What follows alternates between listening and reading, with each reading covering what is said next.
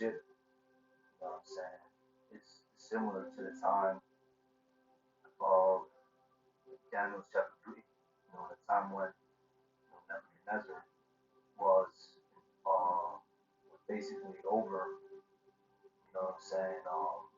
He was basically ruling over Israel.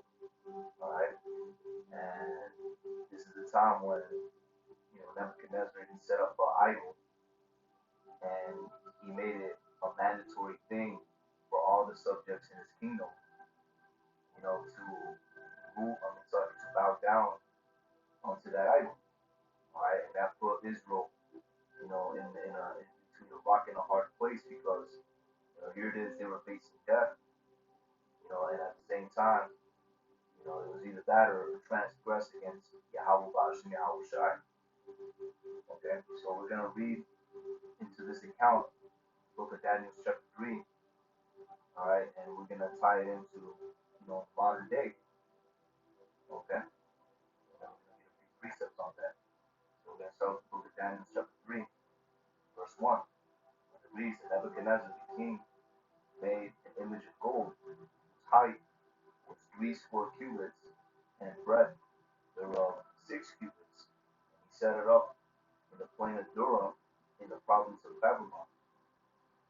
Then Nebuchadnezzar the king sent to gather, sent to gather together the princes, the governors, and the captains, and the judges, and the treasurers, and counselors, and the sheriffs, and all the rulers of the provinces to come to the dedication of the image which Nebuchadnezzar the king had set up.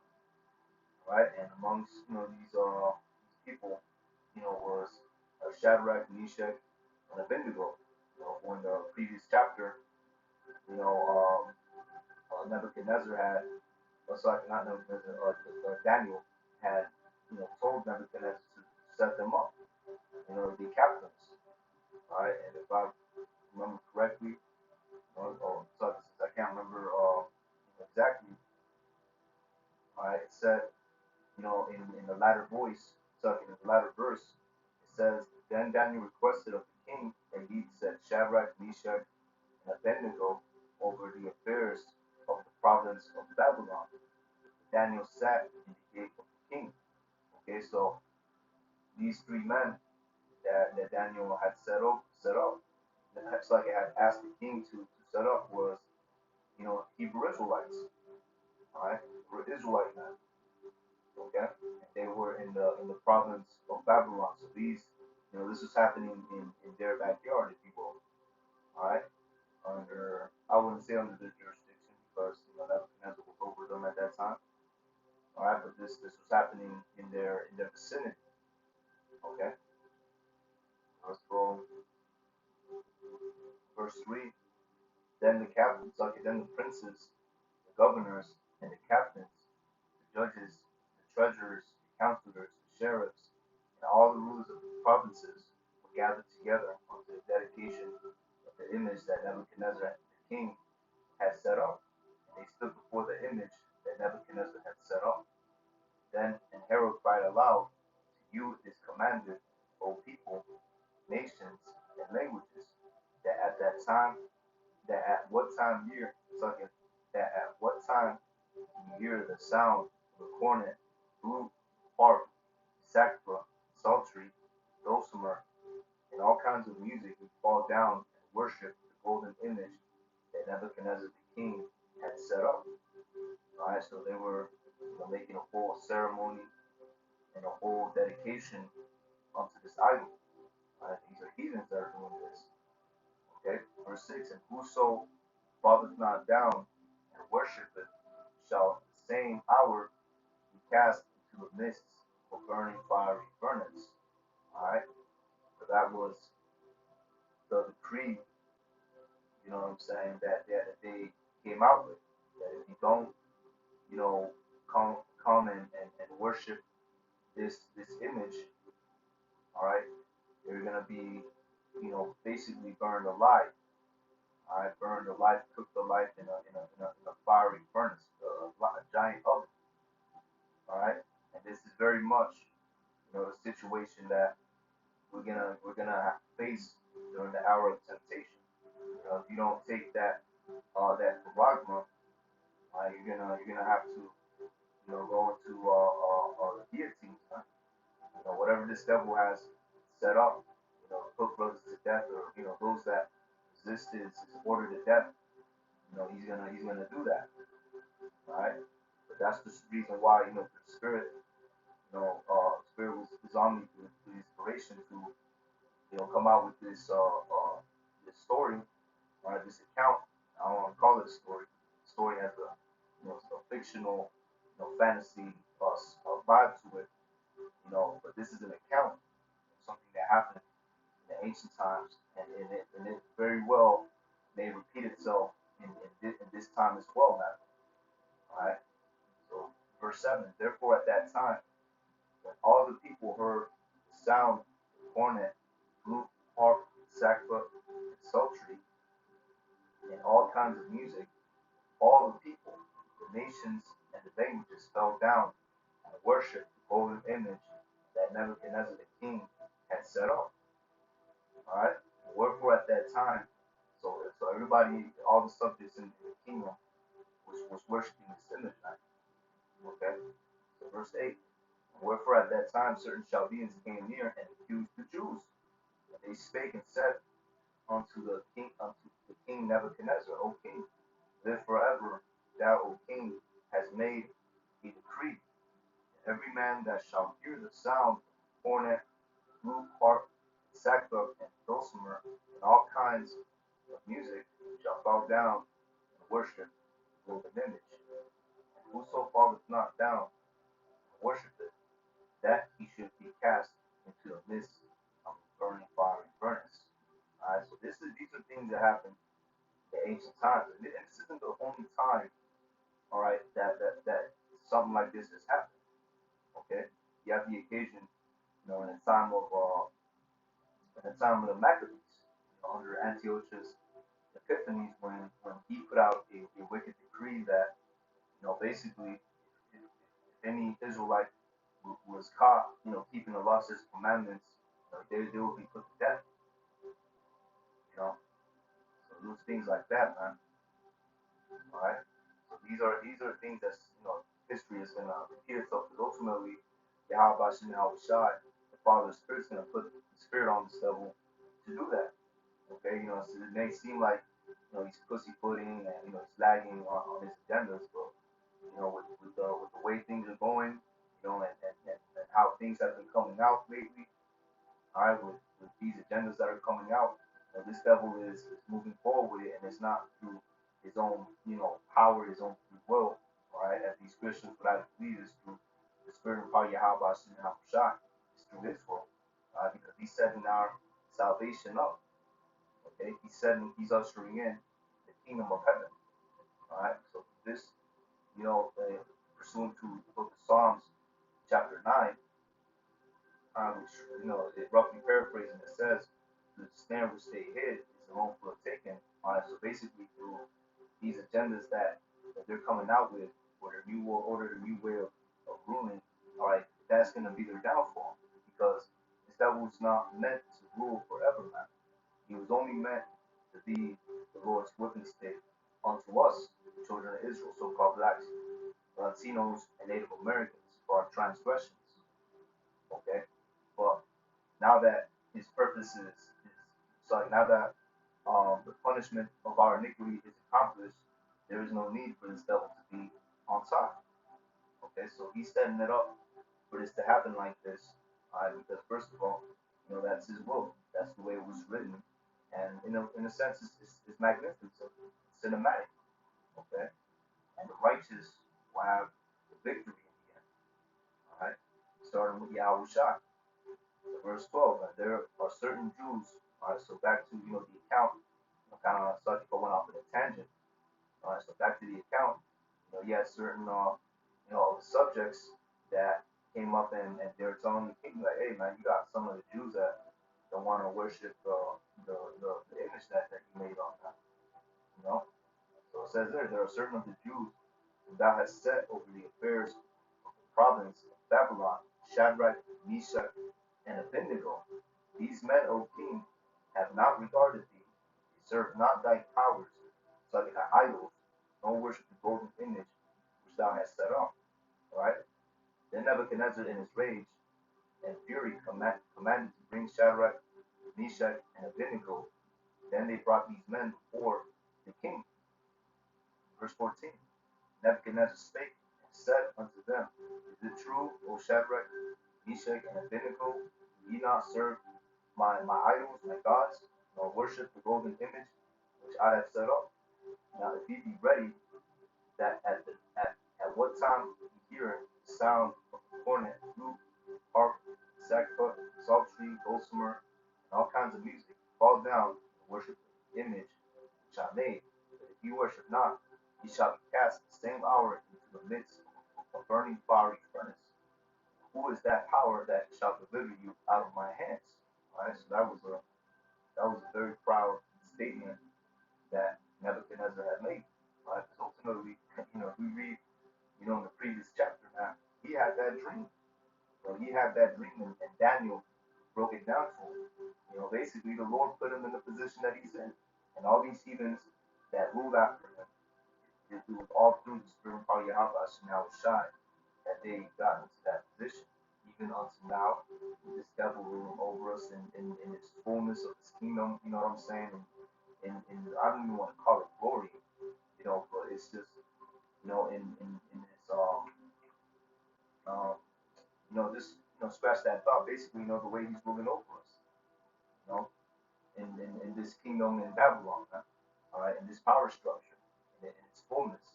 It was the Abba Shimei Shai that set it up. Okay, so verse 16: Shadrach, Meshach, and Abednego answered, said to the king, O Nebuchadnezzar, we are not careful to answer thee this matter. All right, if it be so, our power whom we serve is able to deliver us from the fiery furnace. He will deliver us out of thine hand, O king. But if not, be it known unto thee, O king, that we will not serve thy powers, nor worship the golden image thou hast set up. And Nebuchadnezzar was full of rage, and the form of his visage was changed against Shadrach, Meshach, and Abednego. Alright, so he had spiritual demons, Satan, all that. Okay? Therefore he spake and commanded that they should heat the furnace 7 times more than it was wont to be heated. Alright, so he went and he heated that thing up 7 times more than it usually is required for someone to go in there, man. Okay? The regular scorching temperatures, he said, no, scratch that. We're gonna heat it up 7 more times, man. Alright, and he commanded the most mighty men that were in his army to bind Shadrach, Meshach, and Abednego and cast them into the burning fiery furnace. And these men were bound in their coats, their hosen, and their hats, and their other garments, and cast to the midst of the burning fiery furnace. Alright? So they were taken and they were cast into the sorry, they were cast into that furnace. Right? Alright, so in the heart, in the heart of a faithless individual, okay, this is game over. This is death, right? But because these three men had faith, watch what's about to happen. Verse 22. Therefore, because the king's commandment was urgent, and the furnace exceedingly hot, the flame of fire slew those men that took Shadrach, Meshach, and Abednego. So it was their own device that destroyed them. But it gets even better now. Alright, these three men, Shadrach, Meshach, and Abednego, fell down bound into the midst of the fiery furnace. Okay, so those mighty men that Nebuchadnezzar sent to cast the three Jews, Shadrach, Meshach, and Abednego, to the furnace, alright, got destroyed. They got burnt up because the furnace was just that hot. And as a result, Shadrach, Meshach, and Abednego, they didn't, get away scot free. They went into that furnace. Alright, but did they perish? Alright, let's read on. Verse 24. Then Nebuchadnezzar, the king, was astonished, and rose up in haste, spake and said unto his counselors, Did not we cast 3 men down into the midst of the fire? They answered and said unto the king, True, O king. And he answered and said, Lo, I see four men loose, walking in the midst of fire, and they have no hurt. And the form of the fourth is like the Son of the Most High, Yahweh Shai. Hey, that goes to show you, man, heathens knew back then. Okay? See, now it's just in this day and age that, the world is covered by gross darkness that people don't really know. They don't know anything. All they're exposed to is just darkness, idolatry, and wickedness, man. Okay? For the king, for the king, if I'm not mistaken, Nebuchadnezzar, he's the king of Syria. Let me see. Nebuchadnezzar. Yep, he's the king of Babylon. All right. Don't want to say he's the king of Syria. So like I said that, but he's the king of Babylon. So for the Babylonian king, you know how the Son of Man looks like, how Shai looks like, shows that back then it was a different spirit on these people. Right? So verse 26. Then Nebuchadnezzar came near to the mouth of the burning fiery furnace and spake, and said, Shadrach, Meshach, and Abednego, ye servants of the Most High Power, come forth, come hither. And Shadrach, Meshach, and Abednego came forth from the midst of the fire. The princes, governors, captains, the king's counselors, being gathered together, saw these men, upon whose bodies the fire had no power, nor was an hair of their head singed, neither was their coats changed, nor the smell of fire had passed on them. So they didn't even have that fragrance, that smell of coal onto them. If a good example of this, if you ever made a barbecue, and you set that up and you burn that, and then you come inside, or someone sets it up and they come inside, they come around, you can still smell, the coals of the barbecue that they lit up. But it was as if they were in a room with no fire. You know, that fire had no effect on them, right? As I said, upon whose bodies the fire had no power. Okay, so that's what I'm saying. That's the spirit. That's our power right there. Okay, and for these men to go and go through with that, they have to be a hell of a spirit on them. All right, like a very strong spirit for the king of Babylon to even recognize them as servants of most high power. All right, see, now that's Satan right there. You see that the Bible just the Bible app just exited, man. I did not do that. All right, that's the adversity we face. When we do these lessons, man. When we teach and we walk upright, we face that adversity, but it's not just what I'm saying. What we see in our eyes it's a spiritual war that we are fighting. All right, that's why the scripture says the weapons of our warfare are not carnal. Okay, so let's go where we were at. All right, and as I was saying, the king to recognize these men as the servants of the Most High. After that, the Lord had delivered them out of that. It means that they had to have that full spirit that is talked about, that is written of in the book of Wisdom of Solomon, chapter 5, if I'm not mistaken. All right, which we're going to go and pull that out real quick. All right, so there it is. Okay, so Wisdom of Solomon, chapter 5. So we're going to continue on going. All right, verse 28. All right, verse 28. Then Nebuchadnezzar spake and said, Blessed be the power of Shadrach, Meshach, and Abednego, who hath sent his angel and delivered his servants that trusted in him, and hath changed the king's word and yielded their bodies that they might not serve nor worship any power except their own power. All right, because again, they're put between a rock and a hard place, man, where it's either bow down to this image, transgress against the living power, or be cast into a furnace. Be cast into a furnace. What's it gonna be? And we're coming into the time, we're gonna be faced with a similar, situation. Whether you're gonna either take this charisma All right, the mob, or you're gonna, have to, go into a guillotine or something, man. Firing squad, whatever this devil has set up. Brothers say it's the guillotines, man. That's what you're gonna have to do. And if you get put to death, so be it, man. At least you stood, your integrity for Yahweh Shem Yahushai. All right, and as the scriptures say, he that shall lose his life, shall gain it. And not only that, he that strives into this truth unto the end shall receive crown of life. All right, or should I say, he that is faithful unto death shall receive a crown of life. That's what you're gonna pull the scriptures up to. All right, so read verse 29.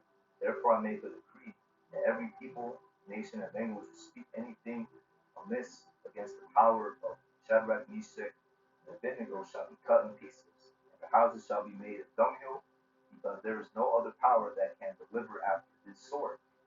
See? So the king was astonished, he marveled.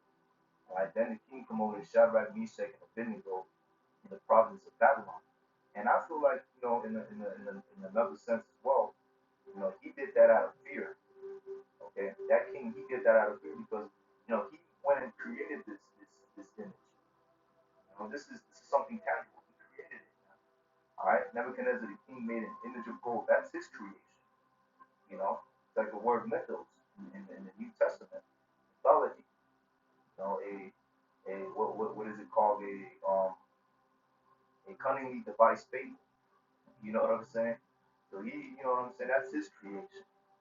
He never seen anything, and as a result, his creation doesn't have any power. Okay, it has no power. All right, to be able to deliver someone out of a fate like that, he's never seen anything like that. All right, but he's only witnessed such powers from Yahweh Bashan Yahweh Shai. All right, with Daniel breaking down his dream. Okay, that he went and promoted Daniel. All right, and then Daniel asked, the king to promote Shadrach, Meshach, and Abednego, which he did, to be over the affairs of Babylon, right? And now, you know what I'm saying? He went and he promoted them even further. You know, I believe he did that out of fear because he's never seen something like that ever happen. All right, and that's where I'm gonna go to the book of Psalms, chapter 9. All right, just get the key point right there. All right, verse 17: the wicked shall return into hell, and all the nations that forget Yahweh Shem Yahweh Shai. Okay, and that's what we're witnessing today. These nations have forgotten Yahweh Shem Yahweh Shai. They've forgotten His power. All right, and that's pretty explanatory because you read it. Man. All right, we read how the king recognized Yahweh Shai, one like the Son of God.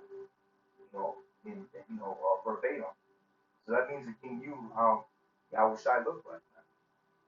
He had that knowledge. Okay, but we're in a day and age, as I said before, gross darkness of people, man. The whole world covered in gross darkness. People don't know Yahweh Shem Yahweh Shai no more. Guess what? That wake up call, all right? That slap back to reality. It's coming now. All right, so verse 20. Put them in fear, O Yahweh Shem Yahweh Shai, that the nations may know themselves to be from them. Okay, that's what's gonna happen. All right, these devils come out in full force with their persecution. All right, with that mob, the Quran. Okay, you have men of the Lord that you know so it held to their integrity. All right, stood swiftly. You know, or faithful unto death, as the scriptures say. Guess what? Power of Yahweh Shem Shai will be known now. Okay, so Revelation chapter 10, chapter 2, verse 10. It reads, "Fear none of those things thou shalt suffer. Behold, the devil shall cast some of you into prison, that ye may be tried, and ye shall have tribulation 10 days. Be thou faithful unto death, and I will give you ground of life." Right? Be thou faithful unto death, and I will give thee the crown of life. All right. He that hath an ear, let him hear what the Spirit saith unto the churches. He that overcometh shall not be hurt of the second death. All right. Because ultimately, man, those that take the mob, the Karagma, all right, they have a reward coming for them. That's that second death. That's that destruction, the thermonuclear missiles, man.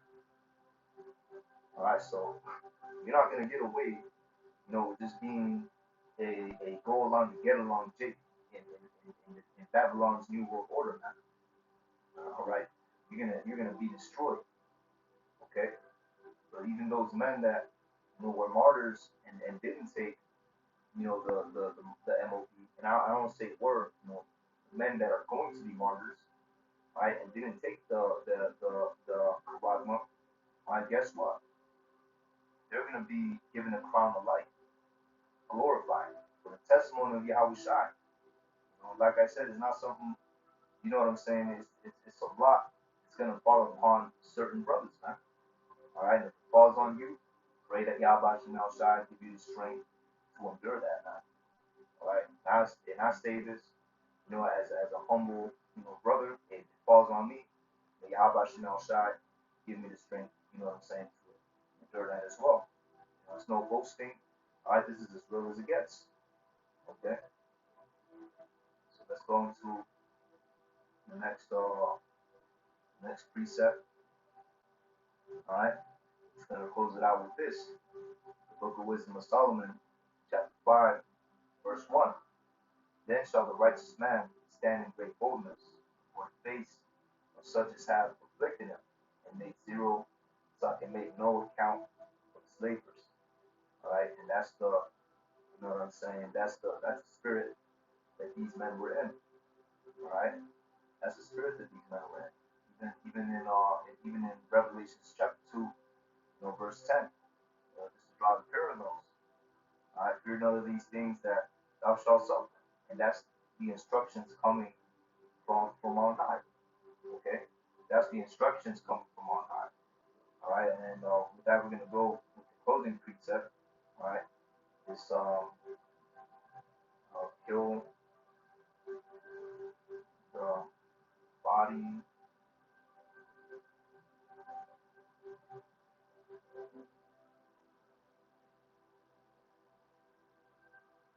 We're going to Matthew chapter 10. We'll go to Luke chapter 12.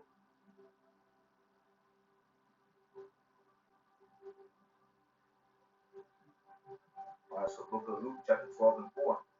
Okay, and it reads, I say unto you, my friends, be not afraid of them that kill the body. All right, this devil has the power to kill the body. Man. That's why, you know what I'm saying? We're not out here, going crazy, bucking up against Esau's police force or anything like that. All right, because you'll get put to death. Okay, so read, be not afraid of them that kill the body, but after that, have no more that they can do. All right, because really all they can do is just destroy you, man. I mean, not destroy you, like that. All they could do is what's it called? All they could do is just kill you, man. And then what happens? Your body is at peace. You go to a spiritual world, and you meet the Father. You receive judgment. That's what happens. Okay, so in this case, be a martyr for Yahweh Shai's testimony for the scriptures, man. All right, for Yahweh Shai, guess what? You won't go up in heaven and you won't receive glory. As the scripture says, be faithful unto death, you shall receive a final life. You might be the first one, or the first ones to get coronated, man. That's in verse 4. But I say unto you, my friends, be not afraid of them that kill the body, and after that have no more that they can do. Okay?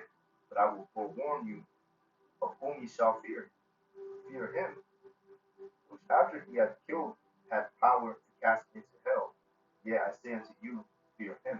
Alright, and that's talking about the Heavenly Father now. Alright, this is talking about, you know, this isn't talking about, that hell fable that Esau perpetuates, where, die and you weren't, you were wicked, right? You didn't keep the 10 commandments or whatever, you go down and you burn forever. No, that's talking about a low predicament, low place. All right, that's what that's talking about. Okay, so it's really talking about fearing Yahweh Shem Yahweh Shai. Okay, and keeping your integrity because here it is, you can live wickedly, all right, fearing him that kills the body, all right, but then you live out your wicked and sell out abundant lifestyle, right? Like look at these celebrities, for example, right? Nothing is new under the sun. You have generations of celebrities that existed prior to us too. You know, it's generations of men that they didn't keep their integrity, man. In the past, in ancient times, man. You read about them in the book of Maccabees, right? There came out of wicked men out of Israel that you know made Israel to follow the ways of the heathens, roughly paraphrasing, right? So what happened to these men? In the reincarnation, guess what? They die, and in the reincarnation, they come back in a low predicament now. All right, the Lord jacks them up. The Lord, puts them in a deformed body, whatever, imagination that the Yahweh Shemel Shai has for them, the reincarnation, he exacts his judgment on them, man. Okay? Because ultimately it's about the grand scheme of things, man. It's not about the here and now, if you will. Okay, this what I'm saying, flesh and this kingdom, it's about the things to come. Alright? Verse 6, are not 5 sparrows sold for 2 farthings, and not one of them is forgotten before Yahweh? But even the very hairs of your head are all numbered. Fear not, therefore, you are ye are of more value than any sparrow, than many sparrows. I guess like that.